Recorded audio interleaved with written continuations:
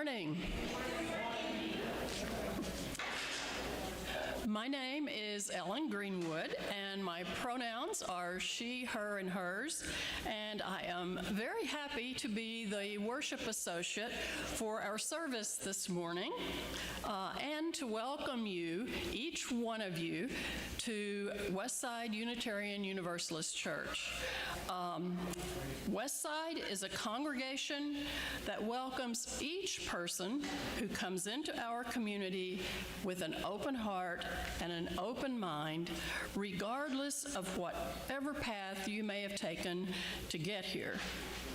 We welcome those of you who are with us here in person, and we welcome those of you who are joining us on YouTube either at this time or at some time later on. If you're here with us in person this morning, we do hope that you will stay after the service for coffee and conversation and tea and a chance to visit, and if you're new, for us to get to know you a little bit better. There are announcements in your order of service and also scrolling on your screen if you are at home. I think these are basically self-explanatory, so just leave you to read those for yourselves, but please do pay attention to them because there's good stuff, as always, going on at Westside. One thing I would like to quickly point out about our order of service today, there is one slight error under closing. We will not be singing "Will the Circle Be Unbroken," sadly, but we won't be.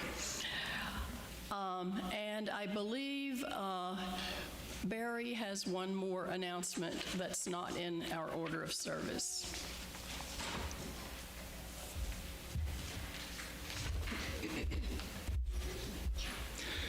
Hi. As you probably, most of you remember probably, we did have some CPR and defibrillator training scheduled back in June, but things came up and we had to postpone that. It is now rescheduled for August the 2nd. That's coming up pretty soon. And if you notice, we do have a defibrillator. We bought a defibrillator and it's installed back there. And now, and I think there are a few people who just happen to have CPR and AED training who can work it. So we're not totally without capability, but it will be nice when we have a good cadre of people who are signed up. And the church is paying for some critical people to do it, but anyone else who wishes to sign up for the training is welcome to do so. There is a sign-up sheet on the back table back there, and the cost is $65 per person to get that training. And unfortunately, because of the short time frame, we will need to have you signed up and have your payment by next Sunday in order to accommodate and make sure we have the trainers available and everything. So I just wanted to let you know about that. So if you want CPR and AED training, here's your chance.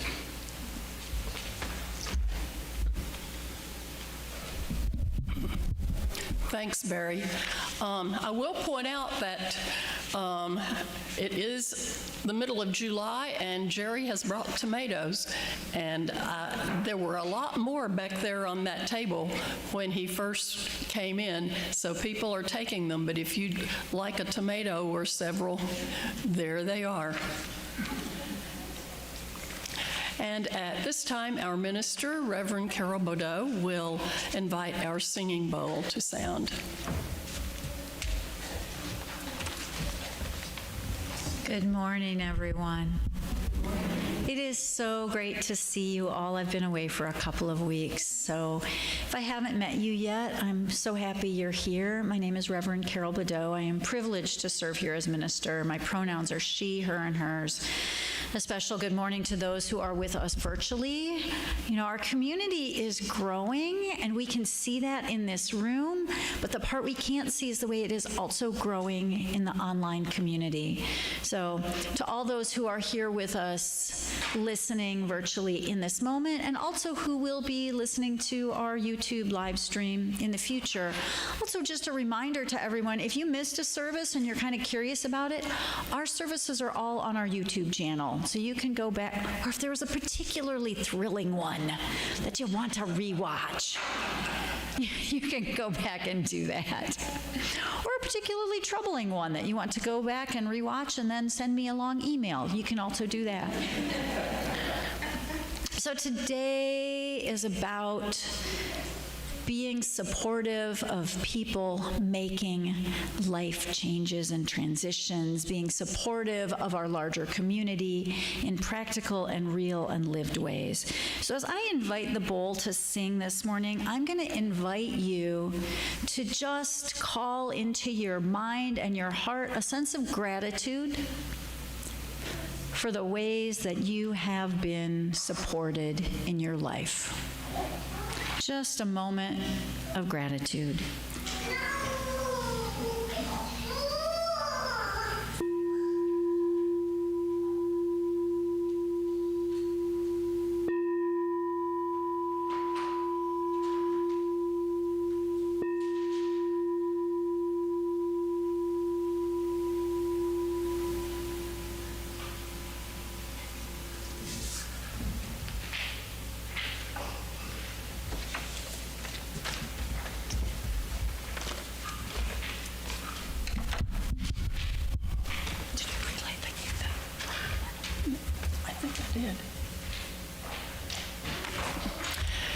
And I'm going to ask Mozart Milligan to come up and light our chalice and our community candles for us this morning.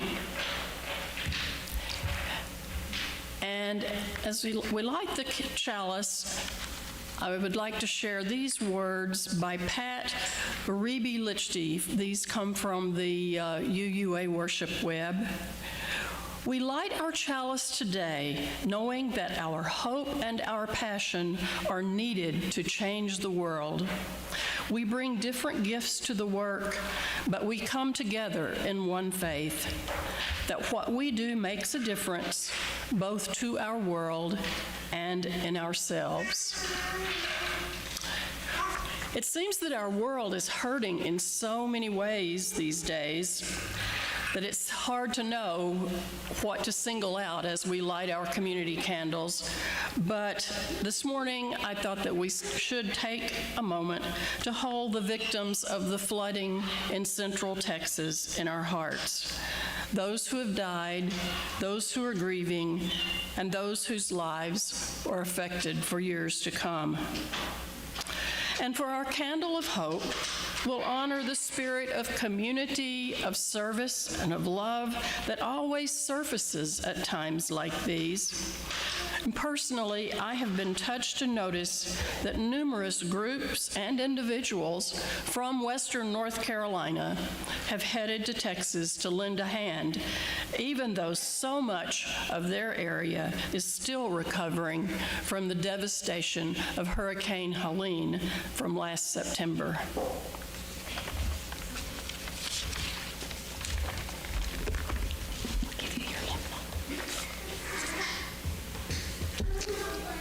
Community is so important.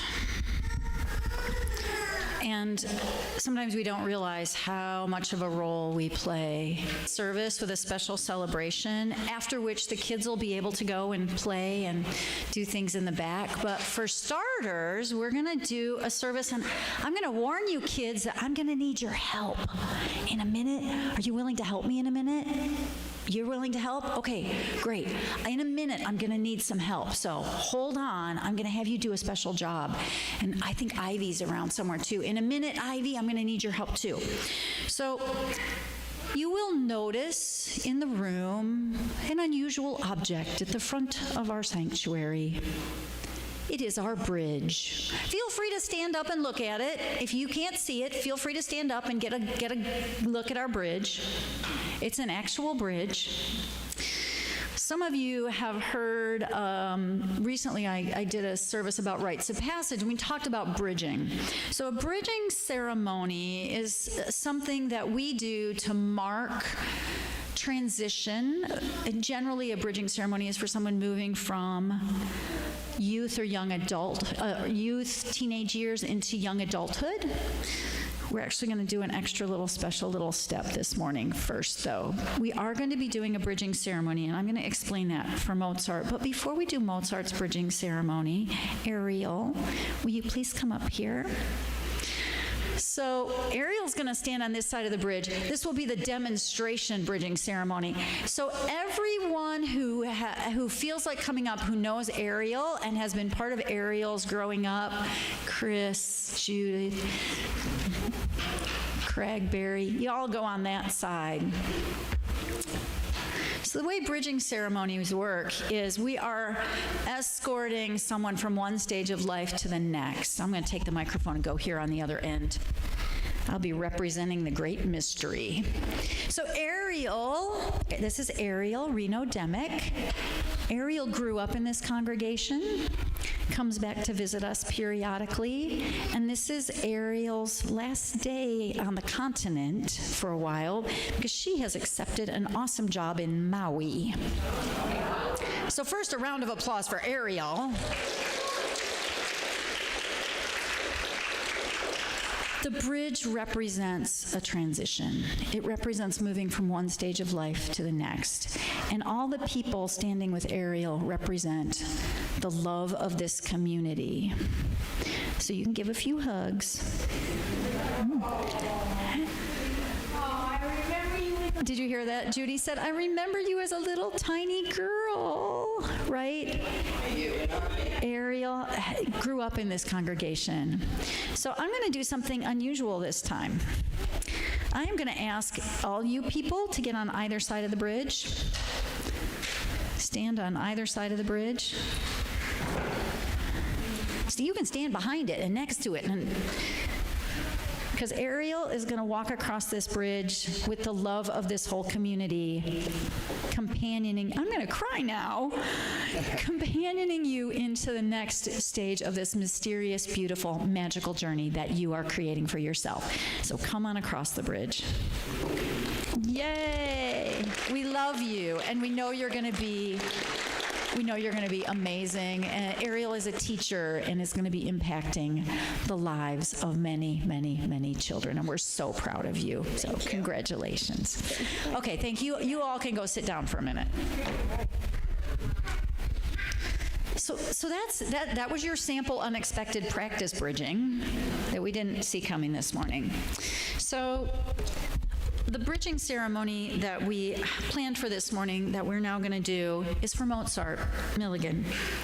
And a bridging ceremony happens either when someone turns 18 or they graduate from high school. And Mozart just graduated, right? Congratulations.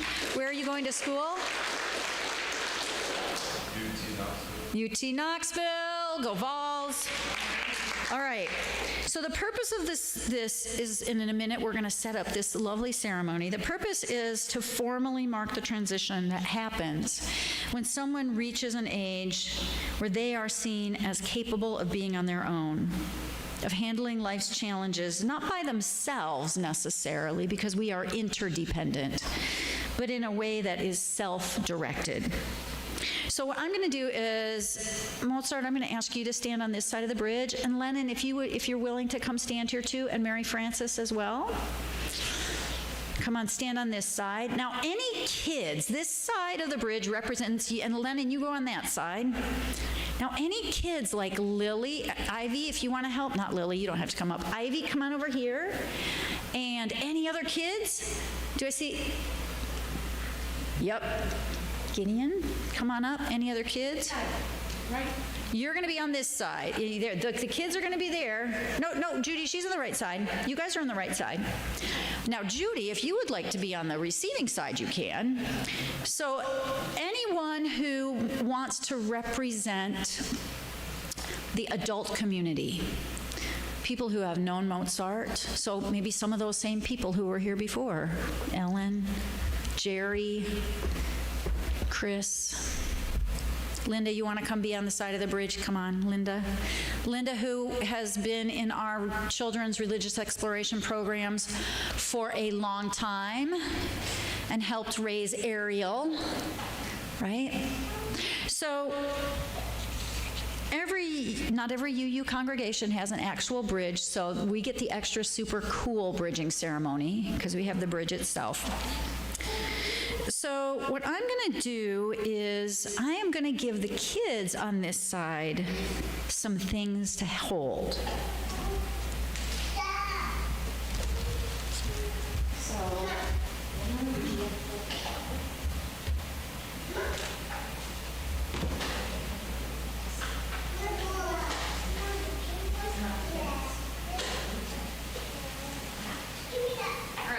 Over here.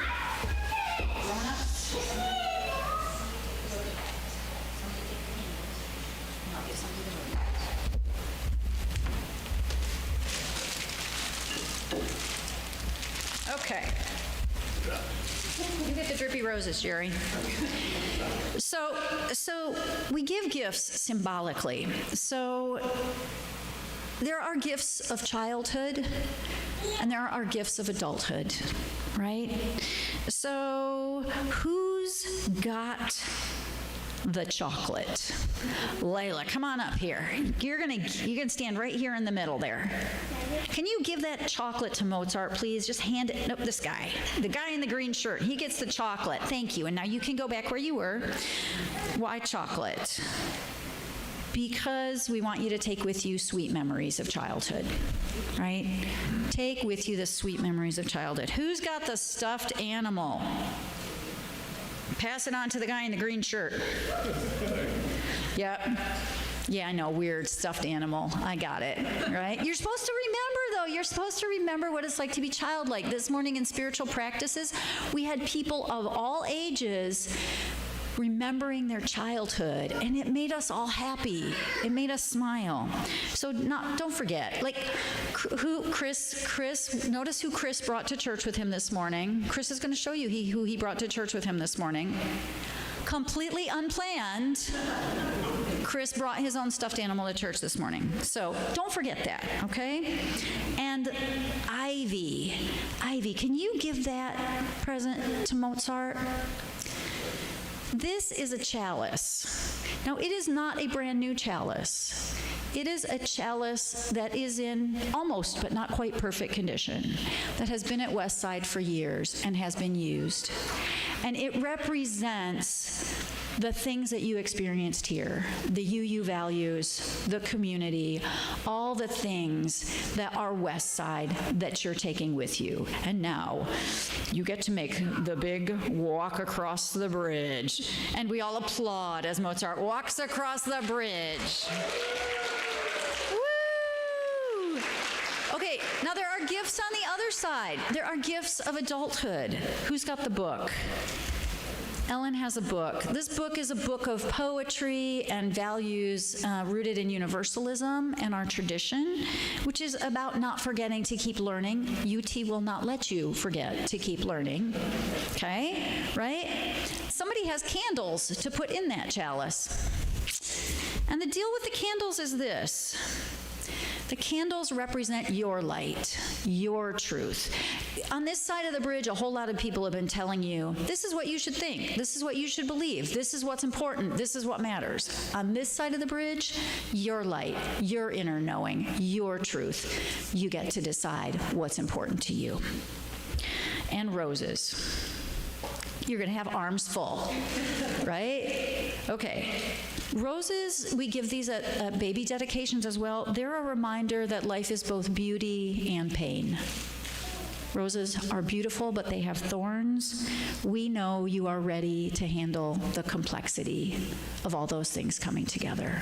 So we are really proud of you, really excited for you, and we are looking forward to having you come back and visit like Ariel has to give us updates on your life. So congratulations to Mozart. And there are special cupcakes for coffee hour today. So you all can have a seat. And kids, there's Leslie. Leslie's right here in her boot, ready to lead the kids who want to go back and play and do some lessons in the back. So you all can have a seat now. Thank you. Oh, but you know what, Mozart? Stand right there. Right in the middle, because we're going to sing to you now, and it's going to be really embarrassing. Okay? Okay. We're going to sing to you now. All right. So this is number 396 in your hymnals. You don't need your hymnals. Brad, do we have words up? We're going to put the word in the 21st century now. Okay. And this song is I Know This Rose Will Open. We're going to sing it once all the way through, and then we're going to split into a round. And these guys are going, you all over here, you're going to sing it first, and then we're going to join in. I think we should do it 3 times as a round. So once all the way through, 3 times as a round, by which time you all should figure it out. You don't have to stand up, but you do have to sing. So Sandra's giving us a note. Are you ready? I know this rose will open. I know my fear will burn away. I know my soul will unfurl its wings. I know this rose will open. You guys over here. I know this rose will. And now you. I know this rose will open. I know my fear will burn away. I know my soul will unfurl its wings. I know this rose will open. I know this rose will open. I know my fear will burn away. I know my soul will unfurl its wings. I know this rose will. And last time over here. I know my fear will burn away. I know my fear will burn away. I know my soul will burn away. I know this rose will open. Thank you all. Okay, Mozart, you can sit down now.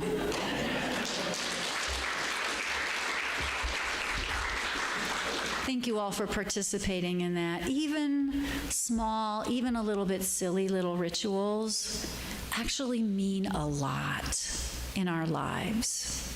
Think back on the small little rituals that you've had in your life and what they mean in your memory. Community makes a difference. And often the ways it makes a difference are kind of invisible. We often take for granted the ways others around us that we're used to seeing a lot are changing us. Sometimes those ways are dramatic, but sometimes they're really subtle. It's easy, especially, to notice the things that are going wrong instead of the things that are going right. It's easy to notice when someone gets in the way of our journey, and maybe not so easy to notice the ways they're quietly supporting our journey. How often do we have our memories play on, well, a family member said, no, I won't do that for you. No, I won't support you.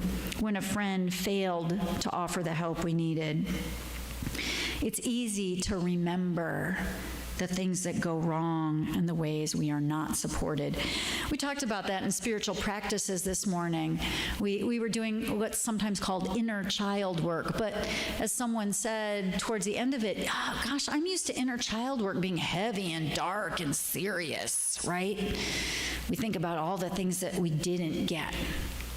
But sometimes we can stop and think about all the good things, all the things that went right. all of the things that people around us do, the subtle and dramatic, are there to help us on our journeys. And the simple things are easy to take for granted. So I've been out of town for a couple of weeks, as you know. I will tell you more about my epic road trip next Sunday. You will hear about that. But I was actually shocked, personally, when I walked back into the building on Thursday, because I was so... Okay, now this is not a sign that I'm usually not happy to be here, but I walked into the building and I felt such a sense of home and welcome and relief. I was so glad to just be here. I noticed how calm and pleasing the building and grounds are. And I thought about all the people who do things every week to make that happen. I was really happy to have just conversations with the few people coming in and out of the building, talking about logistics, hanging pictures, watching Anne water the plants. Like, plants made me so happy. It really did.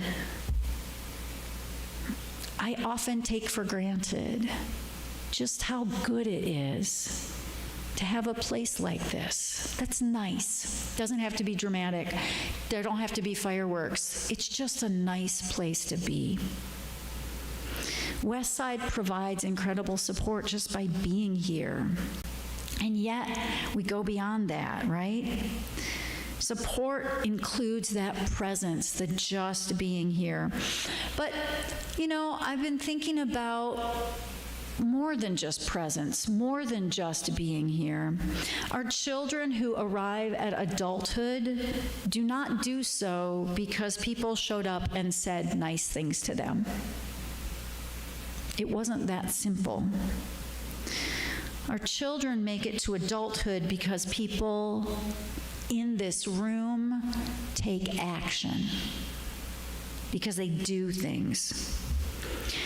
So one person I want to give a big shout out to right now is Mozart's mom, Mary Frances. I'm going to cry a little bit here, okay? Because Mary Frances is an awesome person. Courageous action to be a mom, and who deserves not credit just for being a great mom, but for being a great person doing incredible work in the community. So we are going to give her a big round of applause too, because she rocks. And we're really proud of her too.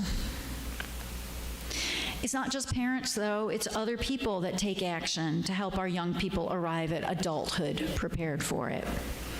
Our religious exploration leaders prepare lessons, they gather materials, they get to know kids.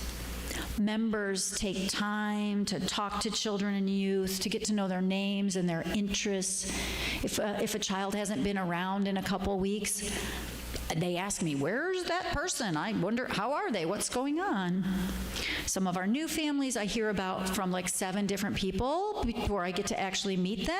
Like, people, did you meet, have you met, have you heard about? So if you're new in the room, I've probably heard about you a lot. Like, people take the time to reach out and take action. Staff do all kinds of things behind the scenes to make it possible for all of us to be involved. So there are so many ways that we are actively, not just passively, but actively a community being supportive. You've probably heard me talk recently, some of you, in services about the ways that Unitarian Universalism as a whole has changed its bylaws. We, as a denomination, voted earlier this summer to change our bylaws. And the biggest change in our bylaws is that we added this little thing, it's actually a huge thing, to each of our stated values about accountability and action. our UU values and our purposes and principles in our big denominational bylaws said we affirm and promote these values. And that was what it said. Now it says, here's the values we affirm and promote, and we commit to taking action, and we covenant to hold each other accountable on taking action.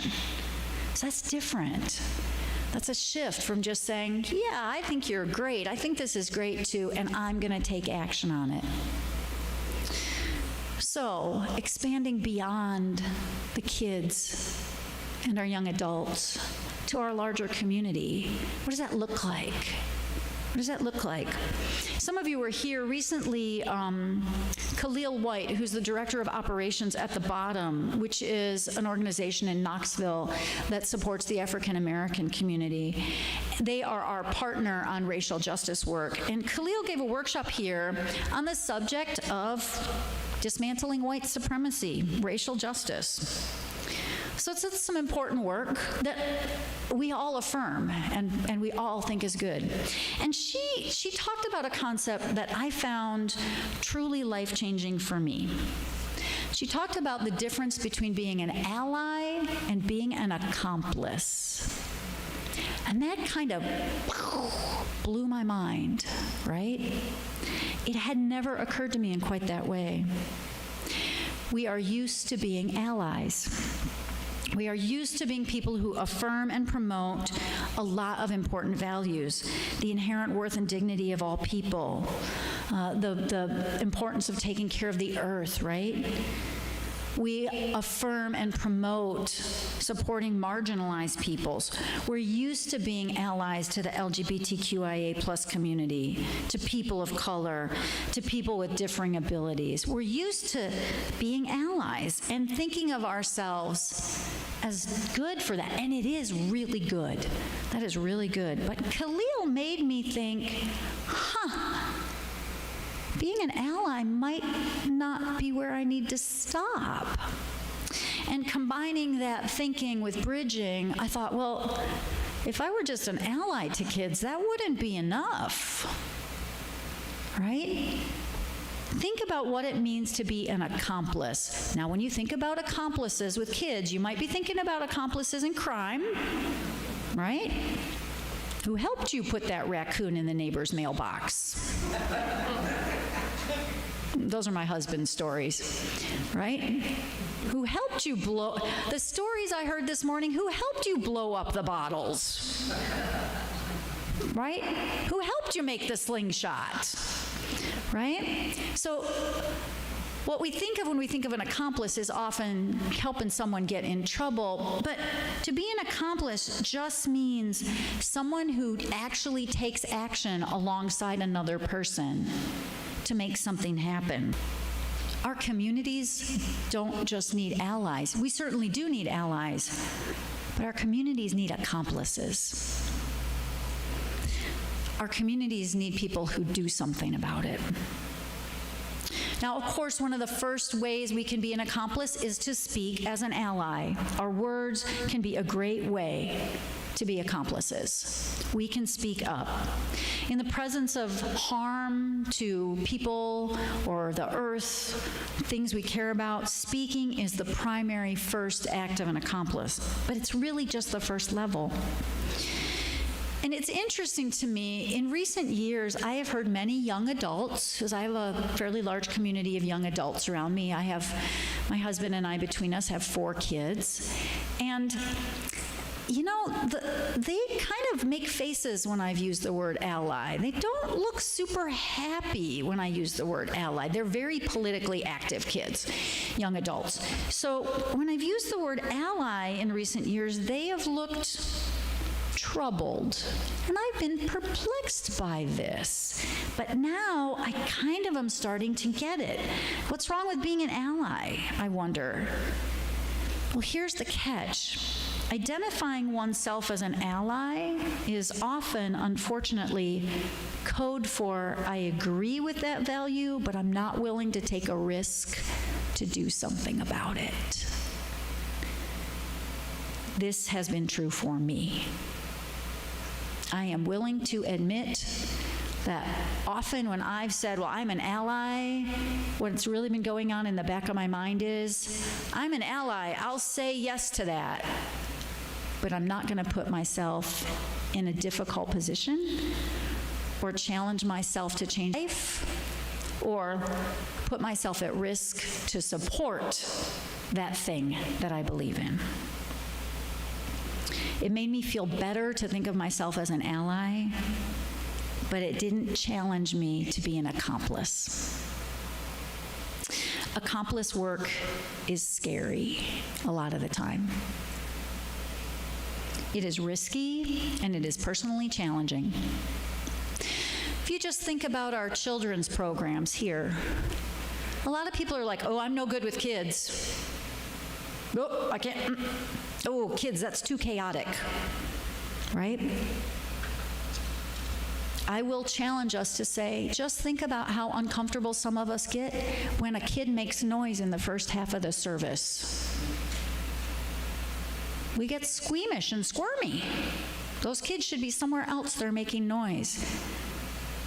But if we're accomplices, we look at the kid and we say, what is it they're doing? What do they need? And then we help them find an appropriate place to do it. Being an accomplice can mean we have to change the patterns that are familiar and easy for us, change the actions and the way we live our lives. So we have to think carefully, because we can't be accomplices in everything, right? We can't be accomplices to everything. We have to decide which areas we're going to be accomplices in.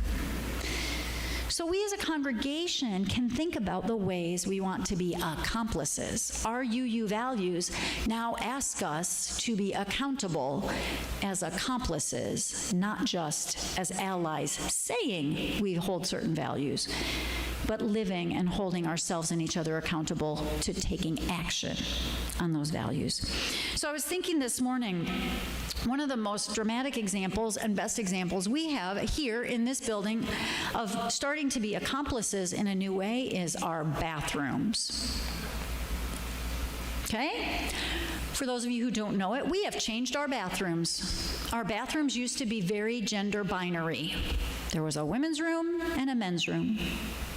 And over the last many years, we have had many people come into our building who are non-binary, who are gender fluid, who are trans, who've said, I can't use your bathrooms.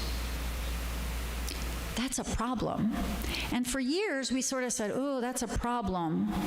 We support LGBTQIA people. We support trans people. We'll use pronouns. But we didn't change our bathrooms until this year. Now our bathrooms have locks on the doors so that any individual can go into the bathroom and lock the door and not worry about what other gender identity is going to come in the bathroom with them.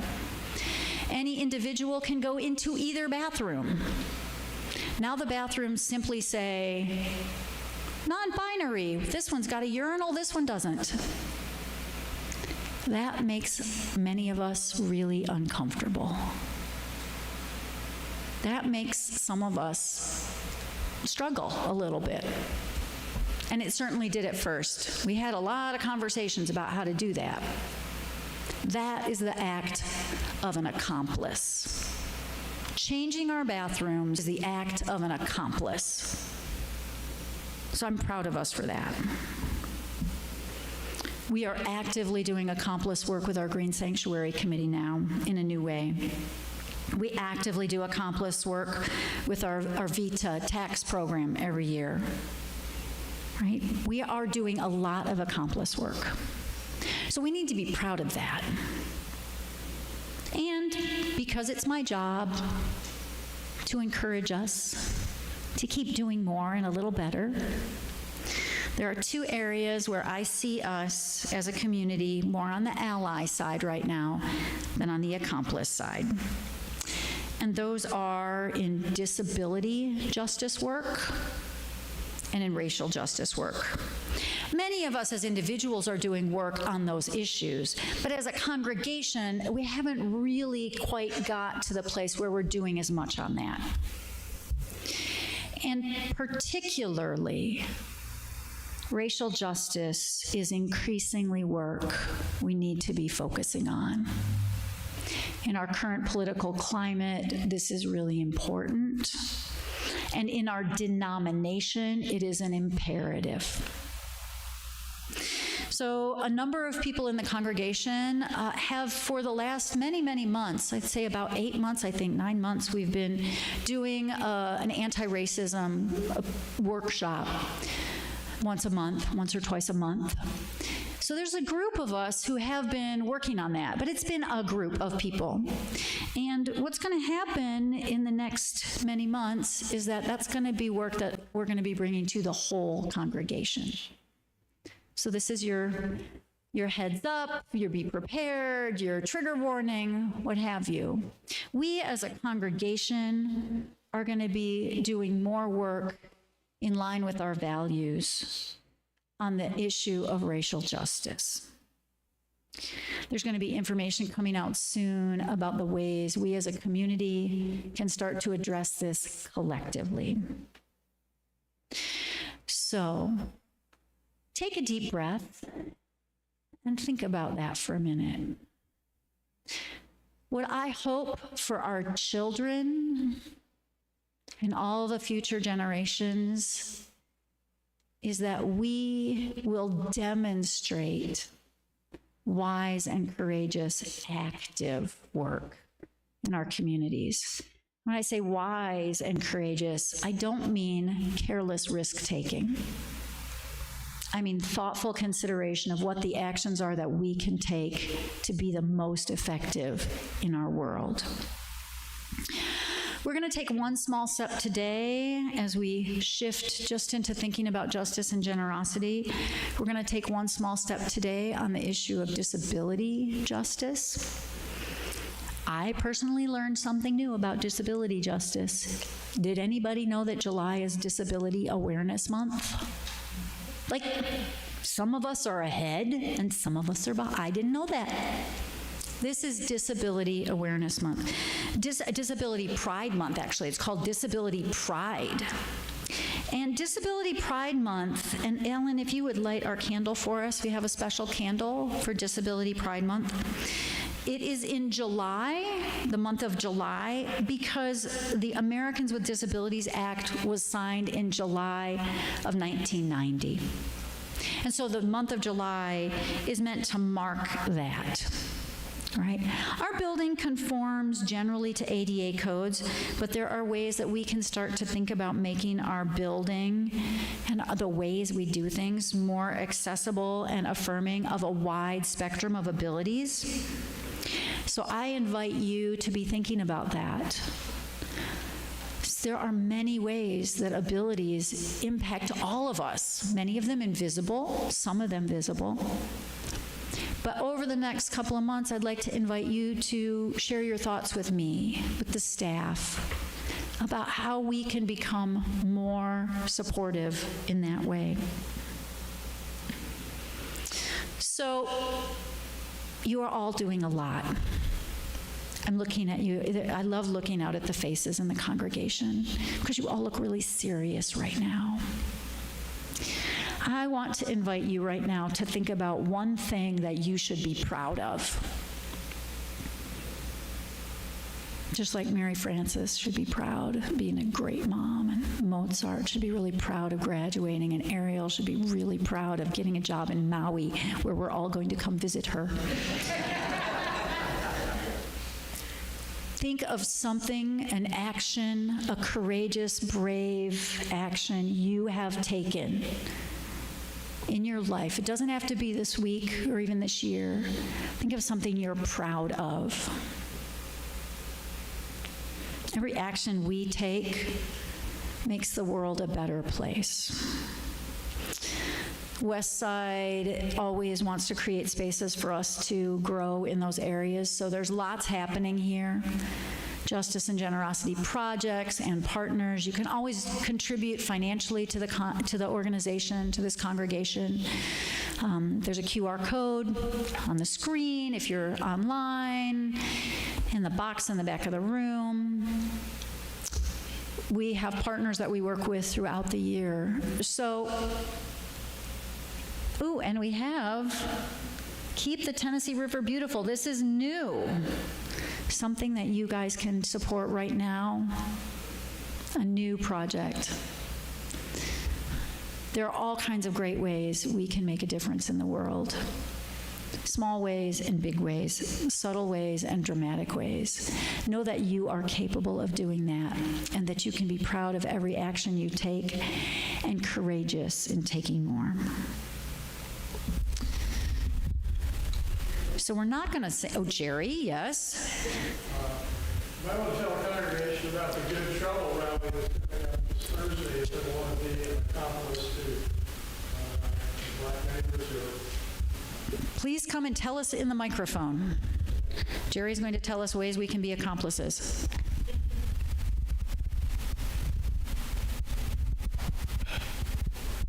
Some of you may remember the black Congressman Carl Lewis, who died not too long ago.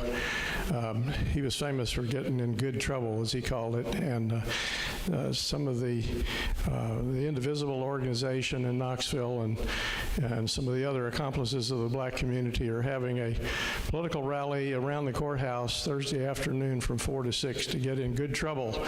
It's going to be a nonviolent protest of the Trump administration's cuts to social justice programs and Medicaid and that sort of thing. So if you want to get in some good trouble, come down to the courthouse. The idea is to link hands and surround the courthouse on the public sidewalks, which we can do legally, and show up and be an accomplice to the black community. Awesome. Great, thank you. So I'm going to invite you to stand up and join hands now. If you would like to, you do not need to join hands. You do not have to stand up. This is again, this is an abilities thing. You do not have to stand up. You can remain seated. You can join hands. You do not have to join hands. I've always said, hold your own hands if you want to. If you don't want to hold hands with others, hold your own hands. That's okay. I like to encourage y'all to look around the room. Look around the room. Make eye contact with each other. The weirdest thing about church is that you all stare at one person for like an hour. It's weird. Churches are not built on the minister. Like, I get the privilege of getting to know everybody, but a congregation, a community is built of its participants. So you are all the change we wish to see in the world. You are all the light shining in the darkness. You are all the beauty amidst the thorns. Go into this day and this week knowing that your life, your courageous action, your kind words, your good thoughts make a difference. Go in peace, go in passion. May it be so.